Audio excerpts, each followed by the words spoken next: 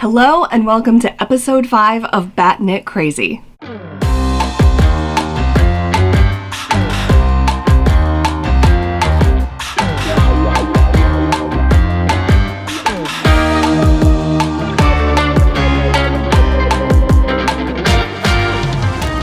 Hello and welcome to episode 5 of Bat Knit Crazy. I am Maggie and I will be your host. It's been a minute since I filmed, so this is going to be a big one because I have so much stuff to catch you up on. And then I very briefly want to touch on my recent trip to the UK. I did film an entire haul video. Hi folks, Editing Maggie here. I did film an entire haul video. After editing, it came out to be about 4 hours long, and the file is so big, I can't get it uploaded. So I am going to talk you through my top 10 items from that haul today on this episode, but the whole haul video is going to have to wait. With that being said, let's hop right into my top 10 acquisitions from my recent trip to the UK and my Great British Yarn Tasting 2024. So these are my top 10 favorite yarns or most interesting yarns that I feel are just the coolest of everything that I bought. So if you don't want to watch the whole thing, this will just give you a little taste. Before I do that, I do want to introduce you to a new friend. This is Charles. It's spelled like Charles, but it is pronounced Charles. And he is just the cutest little sheep. He's so cute. I couldn't pass him up. I got him at a little shop in the Oxford covered market. And yeah, I couldn't resist him. Look at his little happy face. So if you follow me on Facebook or Instagram, you saw a picture of Charles while we were in the UK, but he has now come home and is quickly becoming a constant little friend. He sits on my desk and keeps me company while I'm working. And whenever I have fibery adventures, I plan to take Charles with me so that we can take little pictures of Charles being cute with whatever it is that I am doing that's fiber related. He's little, he fits in my purse, it's great. But yeah, so this is Charles, and he is going to sit on the desk and observe. My setup is slightly different, so if the lighting or the camera angle seems a little bit different, that's why. Hopefully the lighting situation is a little bit better. One of the yarns in particular that I want to talk about, the reason that it's in my top 10 is the color, so I'm hoping that that's going to come across well. So while we were in the UK, I visited 4 yarn stores in London. I went to Loop London, Beautiful Knitters, Knit with Attitude, and Wild and Woolly. Knit with Attitude and Wild and Woolly I had never been to before, and I immediately fell in love. I mean, they're yarn stores, what's not to love? But they were such cute shops. They had so much interesting yarn. The owners are just amazing. And then when we were in Oxford, we went to the Oxford yarn store. So that was a new experience too. I'd not only never been to Oxford, but never been to the Oxford yarn store. So that was great. And then we visited a farm, East Chase Farm in Kenilworth, which is a little further north. It's just south of Birmingham, and met a lovely woman there who does natural dyeing on yarn. Did do natural dyeing on yarn. I should point that out. She is actually no longer going to be doing this, but she did have some stock that was already dyed and ready to go, and I picked up some glorious yarn from her. That was the only case where I allowed myself to get more than one of something, because she's not going to be doing this anymore. I'm not going to be able to get more. The reason I limited myself to no more than one ball or hank of anything is not only so that I can try a whole bunch of different yarns, but also because I didn't want to run into the stress of finding a yarn in a store, falling in love with it, and then having to sit on Ravelry in the store on my phone and figure out what to do with it and see how much I would need and if they had enough of whatever color I wanted to actually make whatever item it was that I wanted to make. And so I just took all of the stress of that out I reviewed all of the shop's websites before I went, and I actually made myself a list. I am a girl who loves an Excel file, so I made myself a list of each shop, each of the yarns that I wanted to look at and pick up from each shop. And then in some cases, the same yarn was carried at multiple stores. So I actually made myself a backup list in case the first store didn't have what I was looking for, which came in handy a couple of times. But I stuck to my list. There is only one yarn that I came home with that was not on my list. So I think I did pretty well. And of course, that's not including the farm that we visited. So my top 10 in no particular order. This first one is from Knit with Attitude. This is Norne brand yarn. This is their Merino Silk Yak single. So it is a single ply. 65% superwash merino, 60% silk, and 15% yak. If you have never touched yarn that has yak in it, I highly recommend, if you ever see it, give it a squish, because something about yak is just so soft, and it feels very fuzzy, but it's not very fuzzy. It has that sort of fuzzy softness to it. I feel like I'm explaining this badly, but this color in particular, the shop owner said, this is the only place, that store is the only place you can get this color, which is Hodmami's Forest. I'm probably mispronouncing that, but it's this beautiful, rich forest green. And I love it. With the silk in there, you get a little bit of shine, and so this is toward the top of my list of things to figure out what I want to do with this, because the green, dark green works for me color-wise, and the yarn itself is just so beautiful. Number 2 on my top 10 is one that is not a unknown brand or uncommon brand. It's actually an Isager or Isager yarn. It's their Alpaca 2, but this color is just amazing. When I look at my little camera monitor, it's looking a little bit blown out, washed out. Hopefully it's coming through okay, but it is this beautiful dark blue with all these pinks and purples that just sort of appear throughout it.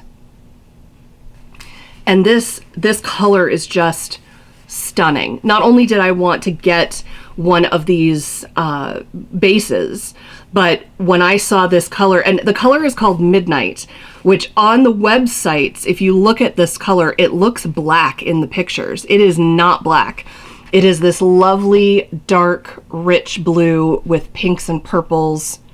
It's scrumptious. It looks like blueberry pie filling, kind of, where it's that rich, deep blue, but there's a little bit of pinky purple to it. This is a fingering weight yarn, 50% alpaca, 50% wool. It's a 50-gram hank, and it is 250 meters. So this would actually come out to be more of a light fingering, or like even a heavy lace weight. Yeah, I don't know what I'm going to do with it, but I need to figure out something for this. I will probably end up holding it double for whatever I do. Maybe some fingerless mitts, maybe a little cowl of some kind. But yeah, the color on that is what really put that over the top. The next two that I'm going to talk about are both, I'm going to talk about them together. So this is another Isager yarn, and the ball is kind of coming apart from being crammed in the suitcase, but it's okay. It's just, we have some little floppy threads here, not a problem. And this is their Trio 1, which is 50% linen, 30% cotton, and 20% lyocell. 50 grams, 350 meters, so this is definitely a lace weight. Love the color of this. The color is actually sage, and it's not green. It's like a very light khaki browny gray, but with that, it's so shiny and beautiful. The other one that I'm going to talk about at the same time is from Rerum Natura, which I'm also probably mispronouncing, but the yarn is called Antigone. And this is, I believe the color is called Cypress. Yeah, Cypress. This is actually 100% linen. And they both have a good amount of shine to them. The sage actually has a bit more shine, probably because that cotton is in there. But I have never worked with linen yarn. A lot of people have said that working with linen yarn or any kind of plant fiber yarn is really hard on your hands. I think that's probably because it doesn't really have any elasticity. If I take a section of this and hold it tight, I can't pull it apart. I can't, there's no stretch to the yarn. Whereas something like this, if you hold on to it and you can pull, even in a hank, there's some stretch to the yarn, and plant fibers don't tend to do that. But I'm really curious to try these because I want to do some summer knits. I do not have any summer knits. I've never knit a t-shirt. I have never knit a tank top, and everybody is on a summer knit kick this year, and I've never done that, and I want to try that. So between these two, I'm excited to try both of them and see what I think of them. The Antigone is, let's see, 100 grams, 260 meters. So this is much more of a standard, more like light fingering to fingering, whereas this one is more like a heavy lace to light fingering. So I'm interested to see how those are going to work together. So those are on my top 10 list because of the fiber and because I'm really excited to try out some plant fibers that I've never worked with before. This next one is also on my list because of the fiber that it is, and this is definitely a luxury yarn. This is Cardiff Cashmere Small. I do not have the color name here. It just has the color number 677. But this is a fingering weight yarn, 25 grams for this little ball, and it's 170 meters. But this is 100% cashmere. It is just soft as a cloud.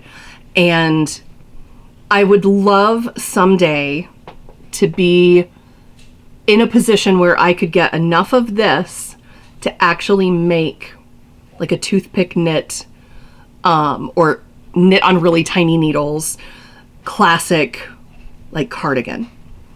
It would be very expensive to do that, I'm gonna tell you right now. I don't remember how much this little ball cost, but believe me, it was one of the higher price points considering the yardage and the weight. But it is just gorgeous. It is so soft, and it would make such a beautiful classic staple piece. I don't know that I would ever have the patience to knit a sweater on like size 1.5 needles, but I think this for a really classic staple piece, lightweight cardigan, I think it would be amazing. I don't know that I see myself I don't see myself enjoying knitting it other than feeling the yarn because it's so soft and squishy. I would love to have a sweater like that. I don't know that I would love to make a sweater like that. So that would definitely be like an end result knit. Plus it would be quite pricey. So this I do think is going to become some little fingerless mitts, because I should have enough to do that, and they would be so beautiful and lovely on your hands, just so soft. So that is definitely in my top 10. 6 and 7 I'm also going to talk about at the same time because I love them for the same reason. So these are the two that we're talking about. This one is Birdstreet yarn. This one is Black Elephant. This one is actually a fingering weight, hand dyed, it says, by Claire and John. And it is very standard fingering weight, 75-25 superwash merino and nylon, 100 grams, 425 meters. So very standard. Nothing really stands out about the base. This one is a non-superwash Corriedale, 100 grams and 200 meters. So again, other than the fact that this is a non-superwash and it's a breed of sheep that I've never knitted with before, nothing like super notable about the blend itself, the yarn. Why do I love these two? This one is an exclusive color. It is called Oxford Yarn Store. They are the only one who carries it, and it's the only place you can get it. And if you look at this, I'm just going to pull this yarn band off of here so you can see. It is this beautiful blue-green sea foamy color with little flecks and strips of pink. And actually, as I was filming the haul video, I realized that these two could actually work together, because with that pink in there, if I held this double, it would be about the same as this, and I could do something really, really lovely. This one is an exclusive color to Knit with Attitude. The colorway is called Knit with Attitude, and that is the only place that you can get it. So these two yarns are both exclusive colors to two stores that I was at. It didn't occur to me until right now when I was looking at myself that this is the bag from the Oxford yarn store. This is their yarn right here. And this is the bag, where is it? There, from Knit with Attitude, and this is their color. And they're gonna work so well together. So I had held off on, like, all of the yarns were still separated by which store I bought them in. I had held off on taking everything out of the bags and like mixing and blending and seeing what I could put together to make projects. And as I was doing that video, I went, oh my gosh, these two could actually work and be really cute together, because this is not my color. This works, and I think held together in something, I think those will be really great together. So yeah, super, super excited about those. So this is why these are 6 and 7 on my top 10 list, because they're exclusive to places that I went to, and they're actually going to work really well together. So love it when that happens. All right, number 8 on my top 10 list from my recent trip to the UK is this skein of Mohair silk from the town Dyer. And this is naturally dyed with acorn and indigo. They forage locally, these dyers forage locally to get the ingredients that they need to be able to dye their yarns.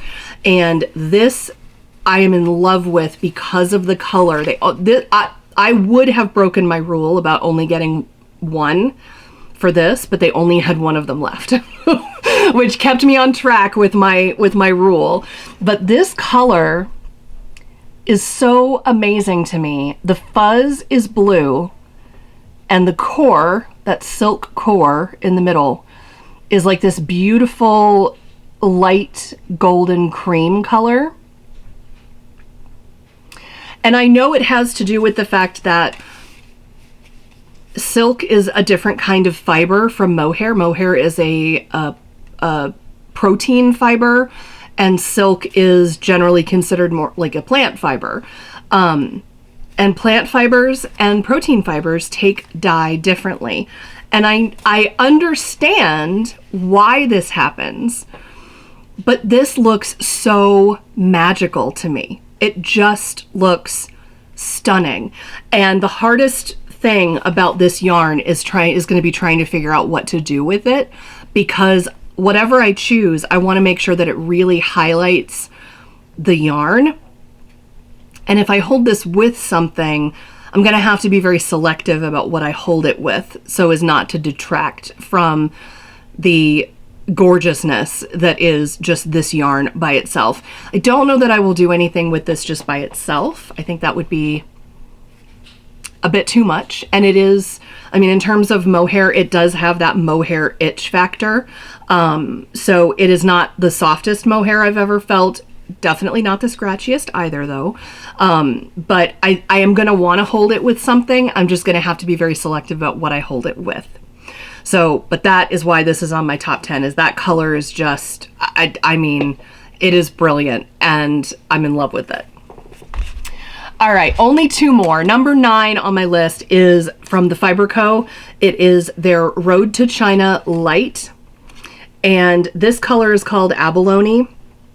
But what gets me about this, not only is it a beautiful color, and again, not just a flat color, there is a little bit of variation in there. It's more what I would consider to be almost a tonal. But what really gets me about this is how soft it is. So this is a sport weight yarn, 50 gram hank, and it is 159 yards. So classic sport weight, but the fiber content on this is out of this world. So it's 65% alpaca, 15% silk, 10% camel, and 10% cashmere. if there was yak in here, this would be somebody took every yarn that is like the softest yarn and put them all together. The only thing missing is some yak, but honestly, it doesn't need it. This is so soft. I wish I could just put this through the camera so you could touch it, because it is the softest thing. I do believe this is the softest yarn I have ever felt. The drape that this will have with the right needle size is just going to be unparalleled. And I was thinking, I wish I could do a sweater out of this, but I'll be honest, this is so soft and drapey. I don't know that a sweater out of this would actually be a good idea, because it would just, it would have to be exactly the right sweater pattern. It would just droop. It's so drapey. It's so soft.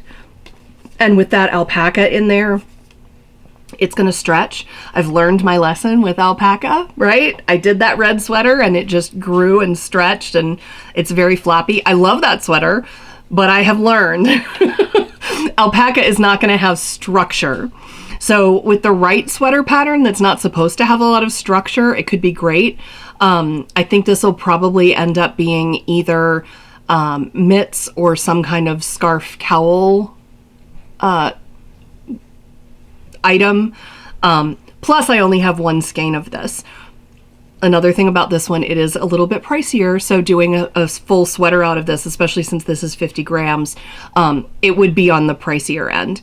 But certainly for a little luxury accessory, I'm over the moon about this. And like I said, it is the softest yarn I have ever felt in my life. Finally, we come to number 10, and this is from the farm that I visited. These were both naturally dyed, and the woman who did the dyeing, the shop is called In the Wool Shed, was her yarn shop, and it's still listed online. You can still visit it, but she's not going to be doing any more dyeing. So once she's out of things, she's out of things. And she had this amazing hand spun, naturally dyed silk. And I just could not let it go by. I got one giant hank of the gray, and then I got two of these big beast hanks of this lovely sort of pale minty green. I would say there's no yardage on this. There is a weight. So each of the green hanks is around 220 grams. The gray one is 330. And I would say this is probably between a worsted and an Aran weight. I don't know if I will use them together. I think I could, and I could do something that's either stripy or some kind of simple color work, or I may split them up and just do each one separately. But I could not pass these up. I could not.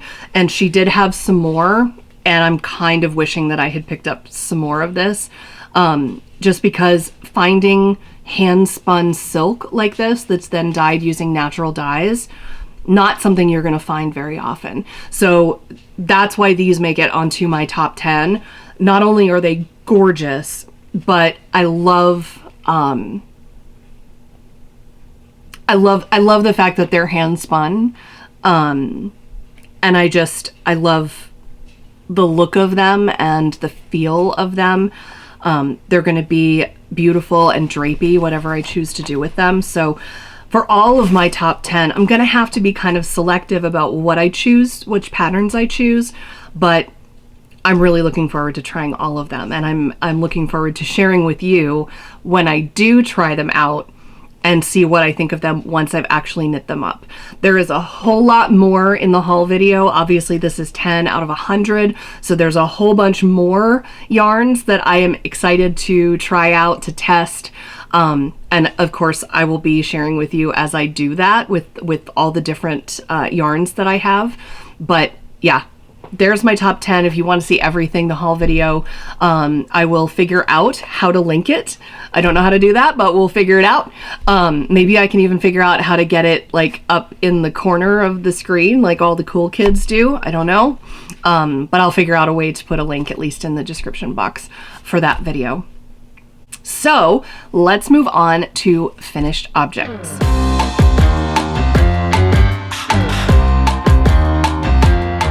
My first finished object is actually what I am wearing.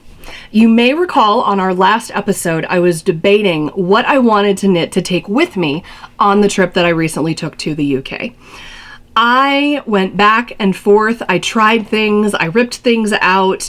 I tried different things. I tried making something up on my own, and I got so frustrated trying to figure out what I wanted to do, and the time kept slipping away. And finally I decided, you know what? I just want a plain, basic, easy stockinette in the round pattern because I just want to be knitting, but I can't do all this brain work to try to figure this out. So even if it's not something I end up taking with me on this trip, I just want to knit something basic. This is my DRK everyday sweater. I will stand up so you can take a look. So this is my DRK everyday sweater. Very pleased with how it came out. I'm not gonna lie, it is July. I'm in Nebraska and I am sweating. But I knit this out of the, I was looking to see if I had any more of it on my shelf and I do not. But I knit this out of the Norne that I got in California in February. So let me grab my project book, which is over here, so I can give you a little bit more specifics about the yarn that I used. I also have not done a good job of keeping my knitting book up to date, so don't have a lot to show. So this is the Silk Garden Sock Solo from Norne. It is 40% wool, 25% silk, 25% polyamide, and 10% mohair. 100 grams is 300 meters, so this is basically a sport weight. I was so desperate for a basic plain stockinette sweater, and this pattern knits up so fast. I actually made this sweater in 6 days. I cranked this out. Basically, it was just constant knitting. I realize not everybody knits that fast or can knit that much. But yeah, I cranked this boy out really, really quick. And I love it. I think it is great. It is, like I said, it is too warm to be wearing it today, so I'm going to change out of it into my other finished object in a minute. But yeah, I like the fit of it. I could wish it was just slightly longer, and that's just because I tend to be a fan of sweaters that if I raise my arms, it doesn't come up above my waistband. I understand that has something to do with where the armhole sits, but I also don't like things that are too tight under the arms. So it's kind of a balancing act for me. The sleeves I did make a little bit long, and partially I did that so that if I fold them back, they are more at like that sort of, I guess you'd call it like bracelet length, where it's not gonna be in the way, but if it is a colder day, I can also just unfold that and have something that I can sort of tuck my hand into to keep my hands a little bit warmer. So I like the versatility of the different, being able to do that with the cuffs. I tend to like a longer sleeve anyway. I like the neckline. I was a little concerned that the neckline might be a little bit too high. I don't like things that are too high on my neck. I like things like V-necks and scoop necks that have a little bit more space there. But because this is a wider neckline, I think it works really well. And it doesn't bother me. I did actually wear this quite a bit right after I got it done. And yeah, I love it. I love it. It's fantastic, but it's definitely too warm in July in Nebraska to be wearing a wool sweater. So let me switch into my other finished object, which hopefully, even though it's also a sweater, will be a bit cooler. All right, so here we are in my second finished object. This is actually a heavily modified Tolsta tee. Tolsta tee is a very, very popular pattern by Rebecca Clow, and I found this amazing yarn. I don't typically go looking for yarn at places like Michael's or Joann's. I don't tend to really like the yarn selection that they have or the fiber contents. I don't like working with acrylic yarn, and I find a lot of the wool that they have is quite scratchy. But I did happen to find at one point, because they had their yarn on sale, and so I took a peek, I found this True by Lion Brand, and it is 100% rayon from bamboo, so it is a plant fiber. The color is just amazing. This one is, I think, Wave. Yeah, this color is called Wave. Upside down. But I found this and I thought, this is really soft. It has a nice shine to it. It would be very drapey, so we'll try it. It's on sale. I'll get a bunch and let's see how it works out. And this is how it worked out. Now, I will say this is not just this yarn. I had some lace weight that I wanted to use, but I wasn't sure what I wanted to use it with.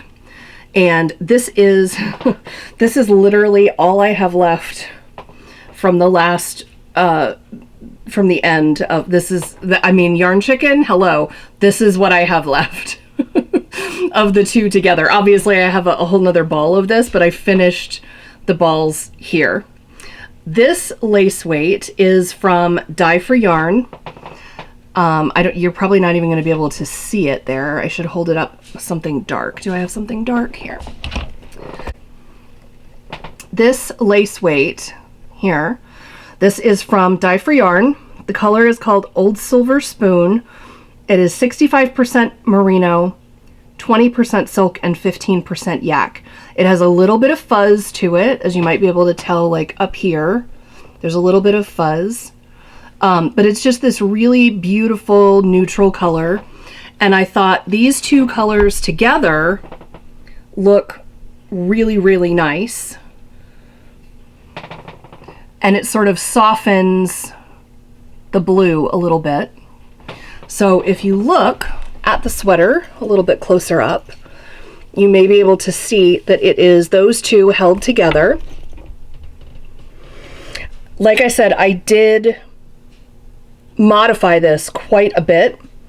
So I increased, as I frequently do, I increased the number of stitches that I picked up under the arm to make the armhole a little bit bigger, to give me a little bit more space in the bust.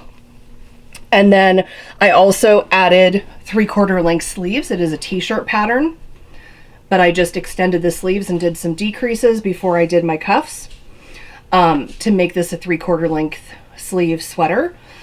Other than that, I think everything else is basically to pattern. So maybe it's not as heavily modified as I thought it was, but it is definitely modified, mostly because of those additional stitches and then the 3/4 length sleeves. The pattern that I was using has tons and tons of marks on it. In fact, this is the pattern, which I'm not going to show you the whole thing because obviously it's a paid for pattern, but like here's hashtags and marks and scribbles and yeah. So that's what I tend to do with my patterns. That's why I prefer printed patterns, because I write all over them. But I loved this. I absolutely loved this. I loved the way the lace looked with it and that sort of marled color that it gave. I just thought it was so lovely, the way the colors blend together. And I fell in love with it. I love the drape of it. I love how easily it just sits on your shoulders and just hangs, but doesn't hang in a way that looks like it's just hanging. It just has really nice drape. And I fell in love with it so much that I decided that I needed to do another one that was a V-neck. Now the Tolsta tee does not come in a V-neck pattern. So I found a different V-neck pattern so that I could basically make this sweater, but with a V-neck. So that's going to lead us nicely into our works in progress. first work in progress that I'm going to talk about is my very V-neck raglan, and it is by Jessie Made Designs. It's in progress. I had 2 skeins of the lace weight. Now for the sweater that I'm wearing right now, my Tolsta tee, I did use just more than 1 of those hanks of yarn. So I had broken into my second hank, and when I started my very V-neck raglan, that meant that I had less than 1 full skein of the lace weight to work with. So what I have done, I'm using a different color of the True Boo. I'm a little nervous, honestly, about the size of the V-neck, but I can always wear something under it. So this is the very V-neck raglan that I'm working on. And what I did was I followed the same sort of decreases on the sleeves that I did for the Tolsta tee that I modified. And I finished the sleeves so that I could make sure that the sleeves were a length that I was happy with. And then I used the rest of the lace weight to finish the body, and figured when I run out of lace weight, then that's how long the body can be. And I think it'll be fine. Now the V-neck, obviously there is edging that goes in the V-neck. It may be a little bit too long, in which case I can wear something under it, which is totally fine. I can do that. But when you put something on, it's so drapey, it's hard for me to even hold it up properly. When you put something on, it goes over your shoulders, right? And the drape is different. And then add a couple of inches of ribbing around the neckline. I'm gonna have to look and see how it sits once it's all done. But I finished off the body with the lace weight, except for the ribbing. And I just did the ribbing on the cuffs and on the bottom just with the purple, which I think actually is a really cool way to finish this off. I think it adds a little bit of interest to the cuffs. And I think it'll be a nice little accent around the neck and then at the ends of each sleeve and at the bottom. I have strings hanging all over the place. But yeah, so I think that's going to be a really nice detail on here, because the body itself will be the marled purple and cream, and then the ends. And I still have 1 more cuff to do, and then the picking up and doing the edging around the neck. And then this boy will be done. And the color that I'm using here for the True Boo is slate, which I thought would be grayer. This is a very, very purple color. It is not gray. I love the color that it is, but if the pictures online and things really make it look like it is, there's a little weirdness right there. Oh, that's where I joined the edges. Okay. The pictures on the website make it look very gray. It is not gray, it is purple. Which is fine. That works for me. I like purple. Purple is good. So yeah, this has been, I don't have the date. Like I said, I've been terrible about keeping my knitting journal updated. I think I have it on Ravelry when I started this. It's been a minute, but I cranked these out. Like, this one has been sitting as it is right now for quite some time. And I think since before we went to the UK. And then I haven't touched this since. So now that I am filming, I am motivated to start on this again, to finally get it finished so that I can use it as a finished object and show you. And really, I'm very curious how that neckline is going to work out and where that's going to sit. So yeah, this is going to go back into the basket of things to get done, hopefully before we talk again, which hopefully will be very soon. All right, the next work in progress is actually a mostly finished object, and that is my shift cowl, which is a pattern by Andrea Mowry. Let me go back to that page in my journal so I can tell you about the yarn. I started this quite a while ago. I actually started this back in February as a travel knit while I was traveling to California. And it sat for quite a while after I got home from that trip because I just wasn't feeling motivated to work on it. And I guess after procrastinating my England knit, my England cardigan that I wanted to make that I never ended up making, I got desperate for something to distract me from the fact that I wasn't working on that. So I finished this. So I say I finished it. The knitting on it is done, but I have obviously not blocked it and not seamed it together and not woven in my ends yet. But here it is. The yarn that I used is 29 Bridges Studio, which is hand dyed in Maryland. And the colors are, the blue is Tahoe, the multicolored is called Sea Glass, and then the brownish orange is called Setter. It's a DK weight yarn, and I'm really happy with how this turned out. If I had used something like Spin Cycle, it doesn't look the same because obviously these are all just one color. I mean, one of them's tonal, but they don't change color as they go. But it will fit nicely around my neck.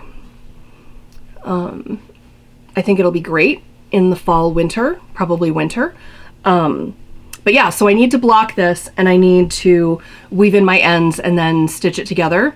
So this is another one that I'm hoping to have done by the next time we speak. But yeah, it is a mostly finished object, but technically still a work in progress. Now, I had some extra yarn left over from doing that pattern, the shift. And so I didn't want to just let it sit in a shelf or in a bucket. I wanted to do something with it. And as you may know, I am addicted to making the squares from the Sweet Shot blanket pattern by Laura Penrose. And so I decided I would make a pillow cover using the leftover yarn from my shift. So I have made so far 3 out of 4 squares. I have 2. I'm going to have 2 of each color. And then I think I'm going to put them together in like a pinwheel pattern. So I'm not sure how to show this, but basically all of the points, that's not right, here we go, like this. All of the points will match up in the middle and then the triangles will go out. You'll see it when it's done. Because I'm not gonna be able to hold up. I have 3 and I'm not gonna be, I don't have that many hands. So I originally started doing these in stockinette so that I could have the happy little V's, and the proportions were not correct. Because obviously garter stitch is not as tall a stitch as stockinette. I was coming out with really oddly shaped triangles that were way pointier than I needed them to be square. I probably could have blocked them out to be square, but I figured, you know what, I'll just make them garter stitch, it's fine. So I've done the 2 that are the brown ones. This is how much brown I have left out of my original ball. So I did the shift and then these 2 squares, and this is what I have left. And then I have this square finished, and the blue is finished on this square. I've just moved on to my contrast color, which is the speckle, and this is what I have left for the blue. So I still have little bits left. I did have to go and purchase another ball of the speckle because I figured I'm also going to need to make a back for this cushion cover. And I'm contemplating maybe doing some I-cord edging around the outside. Haven't decided yet how I'm going to put the front piece and the back piece together. But I think on the back piece, it will be predominantly this color, obviously, because I have the most of this. And then I think I might add in a few stripes of the other colors just to see if I can really use up everything from these 2. I'll have to weigh them to see, because obviously I have more of the blue than I do of the brown. But I think that's my plan right now. I don't know if I will make the back stripes that just go straight up, or if I will make it like a giant square so that all of the stripes are on a diagonal. haven't decided that yet. I'm gonna finish this one, get these blocked out and attached to each other and kind of see where we are at that point. I have some pillow inserts that I think are 18 or 20 inches. I think I could block this out to 10 inches. I think it's gonna stretch quite a bit with blocking, or at least it could stretch quite a bit with blocking. So I'll either need to block this out to 9 or 10 inches, but there is a lot of give in this without it actually looking super overstretched. So I'll have to double check my pillow insert and then block these accordingly. But I need to finish up this last one, which they go really quick. That's one of the reasons why I'm so in love with making squares. I'm already planning out my next triangle square blanket, and I haven't even finished the ones that I'm working on right now, which leads me to give you an update on my loop blanket. So this is a variation of the Sweet Shop blanket, where instead of joining them as I go, I am making individual squares.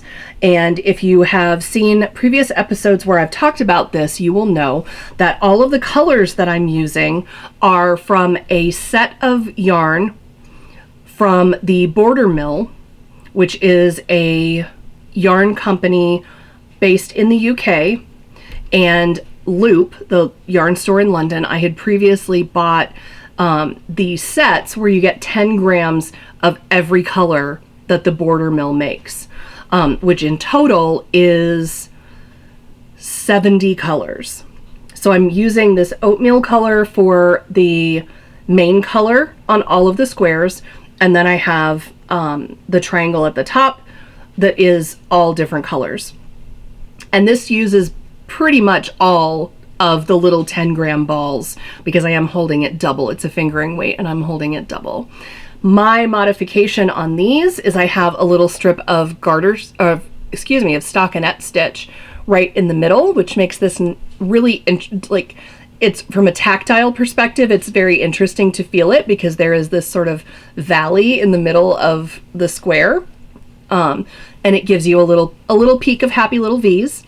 And here is so you have this one, and then here is my bin that has been sitting by my bed, and these are the ones that I have gotten done. So I think I am at 52, I think, squares completed for my loop blanket. You can see all different colors, and I only have really a few more left to go. So here is my big ball of my main color, and then if I leave out doing neutral colors, I really only have these guys left to go. Now this one I had knit up, but this 10-gram ball was a little short, so I had tried a few things to try to stretch the yarn and make it work so that it would be the same size as the others. And finally I got frustrated with it. And so I just ripped my needle out and left it, but I need to unravel this one and try again and see if I can figure out a way to make this one work. I don't really want to have to order a whole ball of this color just to make a square, but the square needs to be the same size, and it was not turning out that way. So not sure how I'm gonna do that. But I do have a little bundle of more neutral colors, browns and some blacks and grays. And I have not yet decided if I'm going to include those in my blanket or not. If I don't, I would have a blanket that would be 56 squares. So it could be 7 squares across, 8 squares tall. If I do include those, it'll be easier for me to make it a little bit bigger. In total, there are 70 colors, but obviously one of the colors I'm using for my main color. So I have 69 options for squares. I could make as many as 69, but of course, if it's going to be a blanket, it needs to divide down into a rectangle. So, but I'm getting very, very close on that. I'm going to need to start blocking these. And they lay pretty flat. I mean, the good thing about garter stitch is honestly, it doesn't need a lot of blocking, but I am going to block these so that they're all exactly consistent measurements. And I haven't decided how I'm going to attach them to each other. That's one of the reasons why I wanted to do that cushion cover with my leftover yarn from the shift cowl that I did, because that's just 4 squares and it'll give me an opportunity to try different ways of attaching them to each other without actually using the squares for my larger blanket. So yeah, I'm excited not only to finish my cushion cover and do that testing and figure out how I want to attach these to each other, but also to start seeing that loop blanket really come to completion. I started that project. That was actually, I think, my first cast on, or my first beginning project for this year. Let's see, I started that on January 3rd. Yeah, so that is, yeah, that's the first project for this year. Obviously, being a blanket pattern, it's not surprising that with all the other knitting I've been doing that it's not it's not done yet, because that's kind of a big project, but I'm really excited to see that actually get finished. I'm not going to talk about my actual Sweet Shop blanket at this point. There's just so much to get through. So we will revisit that in a future episode, but there's been a little bit of progress on it, but honestly, not a ton. And I think I'm deciding that I actually like making all the squares separately and then putting them together rather than doing the join as you go method. I understand the concept of then not having to sew all of them together, and maybe when I get to the point where I am sewing them all together, I will say, I never want to seam anything ever again. I'm not doing this again. But the difficulty with joining it as you go is that the project becomes progressively bigger and bigger, and then it's more and more difficult to manage. And there's just so many ends to weave in. There's so many. I realize all of the squares have a few ends to weave in, but I'm thinking actually, depending on how I attach them to each other, maybe I don't have to weave them in. Maybe I can just tuck them in and have them sort of wrapped in with however I join the two together. So that's another thing that I'm going to be testing when I put that cushion cover together, because if I can avoid having to weave in all those ends, that would be ideal. Okay, moving on. I have 3 more works in progress. It's been way too long since we've spoken. And I am obviously not a monogamous knitter. I knit on something until it's either done or I'm sick of looking at it and then I cast on something else. One of the things that I recently cast on was inspired by the idea of using some of my stash yarn. This pattern I actually don't have written down in my book yet. That's where I'm at mentally. I haven't even done that yet. But this is called Welcome to Divination. It is a pattern by Afifa, I think is how you say it. This is designed to be knit with worsted weight yarn, and it is knit up on US size 5 needles. Are these 5s? No, they're 5mm. They're US size 8s. So it goes pretty quickly. It is a very long, but not terrifically deep shawl. And I wanted to use up some of my stash. So I'm actually using fingering weight held double. And the yarn that I'm using for my contrast color is this. It is called Black Sand Beach. It is 75-25 superwash and nylon fingering weight. And it is from Cozy Cauldron Fiber Company, which is a local to me dyer, who I think they're still dyeing yarn. Honestly, I don't know. But for a hot minute, they were selling at my local yarn store that I go to all the time. And I just thought this color was so pretty. It is so beachy. It's such a great, it would be lovely in the spring, or in the summer with those blue greens and then the sand color, the browns and the sand color. And then I am pairing that with some yarn that I have had for many years, I don't know how long, I dug through my fingering weight cabinet to find something that I had 2 skeins of. And this is from the Plucky Knitter. This is their Primo Fingering, and the color is Macaron. And I just thought they paired really well together. And I am officially halfway through.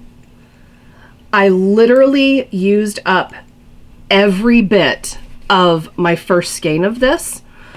And this is actually going to be slightly bigger than the pattern, because what I did was I kept an eye on how quickly I was using my main color.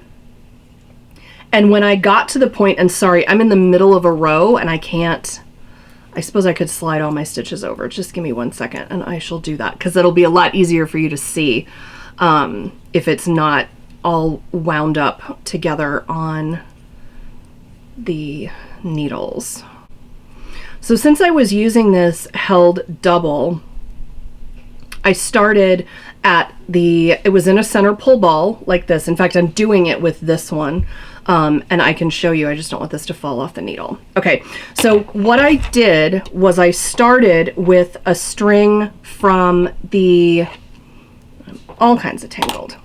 I started with a string from the outside that's coming off the outside of the ball, and a string that's coming from the middle, and holding those two together.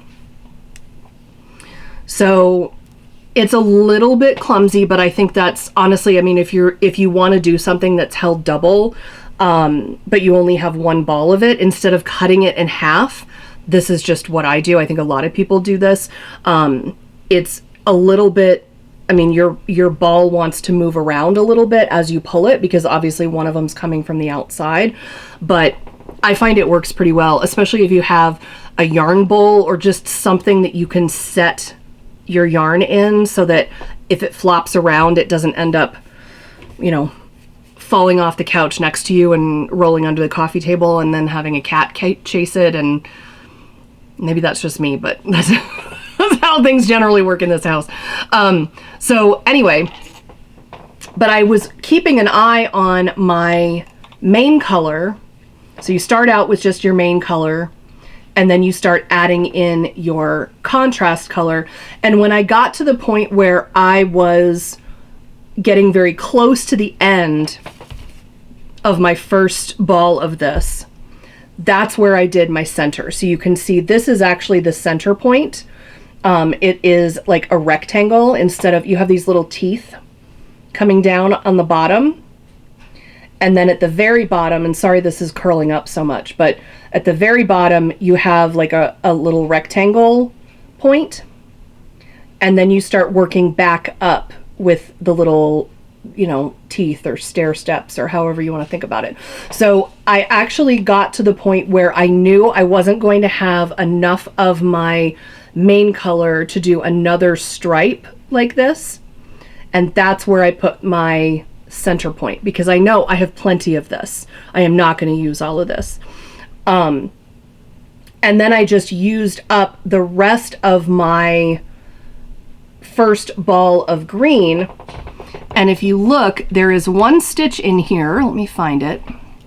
I don't know how well you'll be able to see this, but most of the stitches, hopefully you'll be able to see, have 2 strands around them. But there is one in there that only has one. Right? Oh, which way? Right there. Right there. There's one that just has one loop. That is literally the end of the ball where the 2 strings loop around. So I used every inch of my first ball of my main color. I will have a little bit of this one left, but it should use up virtually all of this one. And I ended up with one more segment in my shawl, one more of the contrast color lace segments than the pattern calls for. But I was really wanting to do this as a way to use up some stash yarn and make something that I thought I would get some use out of, but also help make some room in the stash, because I have tons of yarn. As you can see behind me, there is there's shelves, and then there's some you can't even see that's over there, and there's some more over there, and it's everywhere. And I like to collect yarn, and when I travel and go to different yarn stores, I love to acquire yarn, but I also need to be better about using up my yarn. So that's part of what inspired this. Plus it just looked like a pretty relatively quick knit that would burn through. It wants 3 skeins of worsted weight, but this is going to burn through, I'm guessing, about 2.5 skeins of fingering weight, because this contrast color, I'm guessing they don't have the approximate yardage that you actually use. They just say how many skeins of which yarn they used, which is kind of frustrating, if I'm honest. I could have possibly made a different choice had I realized that, but I'm not mad about it. I mean, I like this. I think it's going to be really pretty, and once it's all blocked out and that lace opens up, it's going to be great. But I'm guessing I'm going to have about half of this skein left as a scrap, which is fine. I can find something to do with it. But so that is my Welcome to Divination shawl that is about half done. And now that I have shown you this, see, this has been waiting. I stopped working on this like a week and a half ago because I thought it's at a good stopping point for me to be able to film. So I didn't even wind this one up yet. So now that I have filmed this and shared this with you, now I can go wind this one up and crank out the rest of this, which I think will be a pretty quick process. I think I did this in like 2 days. It's on relatively big needles. It's a straightforward, simple pattern repeat. I mean, I do have to keep an eye on the pattern just because you're making the little jagged edges. And so, you have to pay attention to where you are, but it's not difficult. It's just, it's not completely mindless stockinette in the round knitting, but I recommend it. It's a really fun pattern, and it'll use like 2.5 skeins of worsted weight yarn or 2.5 fingering weight skeins that you may have sitting in your stash. All right, so I have 2 more works in progress, and I'm going to go ahead and share my progress on the Muppet shawl. So as you may recall, this was in timeout. I was very frustrated with it because I had gotten to a point where I kept not being correct in what I was doing. Now, this mystery knit along is long since over, so I'm not, no spoiler alert warnings or anything, because if you wanted to do this as it was coming out and being a mystery, then you've had your moment. But I have now, I picked this back up and I read when I was mentally prepared to be frustrated again, which took a while, but I waited until I was in the right headspace to potentially try to figure out what I was doing wrong. And I picked it up and I just started knitting on the row where my post-it note was. I am a post-it note girl. I stick the post-it notes on my pattern to mark where I am. I do have to make sure to change them out regularly so that the sticky lasts and we don't have post-it notes falling off of things, which has happened in the past. I have not learned my lesson, and I don't use post-its anymore, but there was a post-it on the pattern and I just went with it and went, okay, this is where the post-it is. I'm just going to pick it up and start here, and it worked. So I don't know what I was doing wrong. I don't know what was going on in my brain that made me think like something had been wrong, and then all of a sudden it wasn't wrong anymore. I don't know. I wish I knew, because then I could tell you I figured out what I did wrong, but I didn't. So now I have successfully finished Clue 1. This had been sitting in timeout for quite some time, and obviously it has not been blocked, so it looks very curly at the bottom. It's not. It is a rectangle. It's just, it needs to be blocked out. But this is the completion of Clue 1. And I am loving it now that it's actually working properly. But I believe my next step in this process is to start, oh, sorry, that was clue 2. This is clue 1 and 2. But my next step for clue 3, I believe, is basically you cut the yarn and you put this on hold, and then you start again with clue 3 and make something that is the same size and general shape. And then if it's anything like the other Lyrical Knits shawl pattern that I did, the end is really where the magic happens, because you take these 2 rectangles and then there's a middle section that sort of connects everything together, which is super fun when you get to that point and you're like, I don't understand how this is going to come together. And then it just does. And it's so much fun. So now that we have gotten to the end of this and it is not causing frustration anymore, I'm going to be chugging along, picking this one back up from time to time.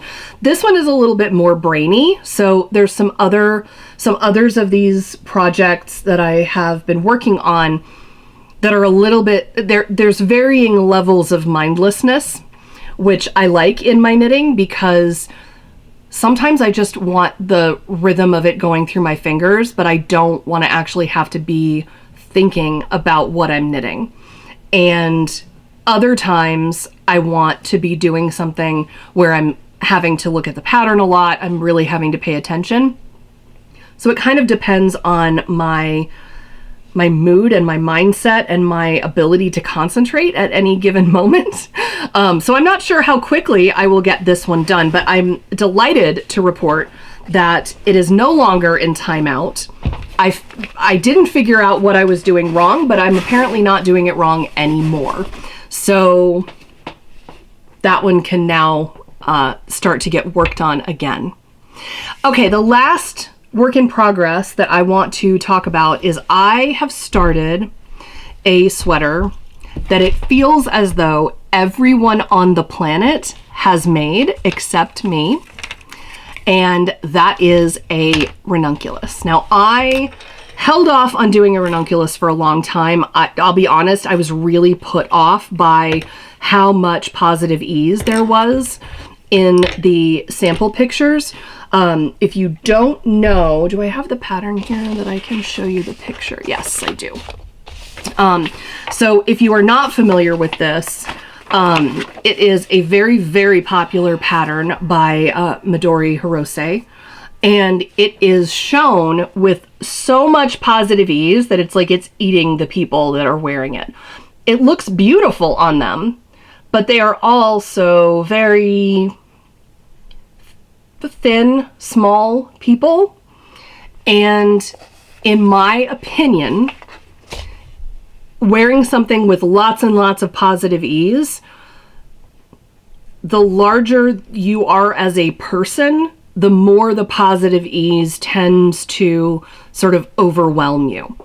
If you are a very small, tiny person, wearing something that has that much positive ease doesn't look the same as if you are a larger person. At least for me, I do not care for a lot of positive ease in my knitting. And so even though this had been in my favorites in Ravelry since it came out, I think in 2017, I had always held off on actually starting it because I didn't want to make it, I didn't want it to be that oversized. And I started looking at the pattern photos and realized a lot of people don't make it with that much positive ease. A lot of people have said to themselves, oh yeah, I don't have to do that. And that is a realization that I have only recently come to, is ultimately, and this really got into my head with the worsted weight Halloween sweater that I had made, that I frogged on a previous episode, where I knit it to pattern. And I think I might have, did I do a gauge swatch? Probably not. I'll be honest, probably not. But it just had way too much positive ease.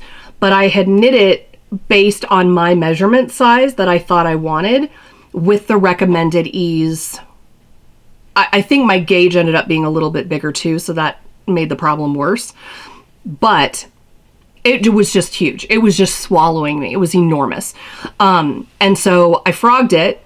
If you love watching things get frogged, that's on a previous episode. But I frogged it, and the yarn is actually still sitting over there in a bag, waiting for me to cast it on again at a much smaller size, because everything else about the sweater I liked. It was just way too big.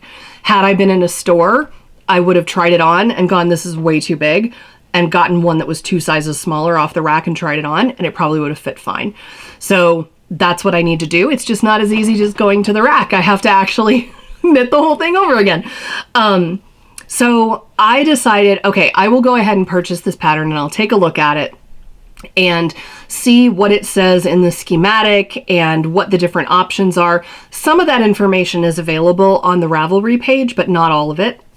So I purchased the pattern and I looked at it, and the construction is so interesting. Now, so many people have talked about the Ranunculus that I'm not really giving anything away here. There are increases in like yoke increases, right, which are very similar to the DRK everyday sweater has yoke increases. So it doesn't have raglan lines.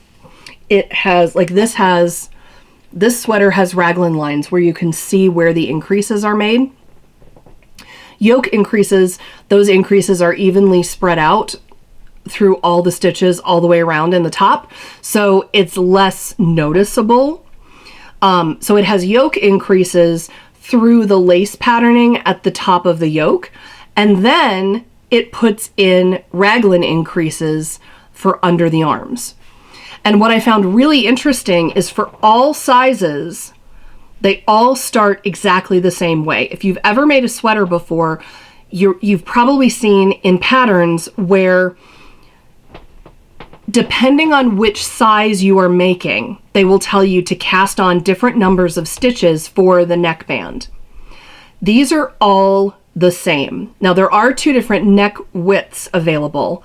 You can do a narrower neck or a wider neck. I went ahead and did the wider neck just so that I can have it not be, I mean, even the narrower neck is not very narrow. It's probably about like this one, but I went ahead and did the wider neck line on it.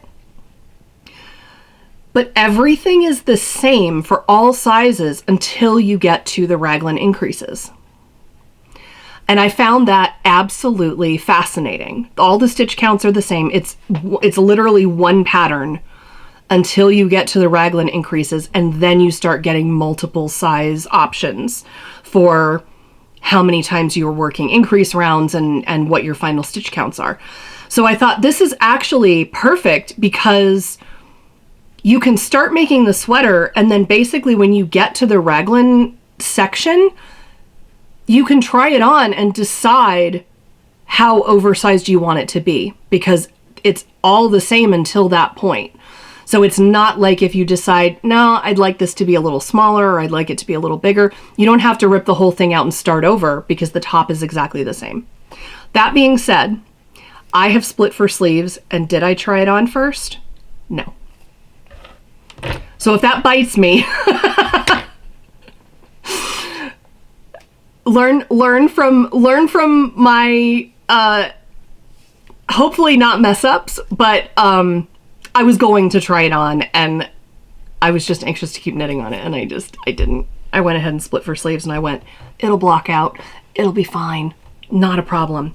So I am knitting this in 2 yarns that I have recently acquired but not purchased for this. So one of them is from Dye for Yarn. Again, this is a fingering weight that they carry. This is called their cream silk. It is 100% silk. This color is Black Hole.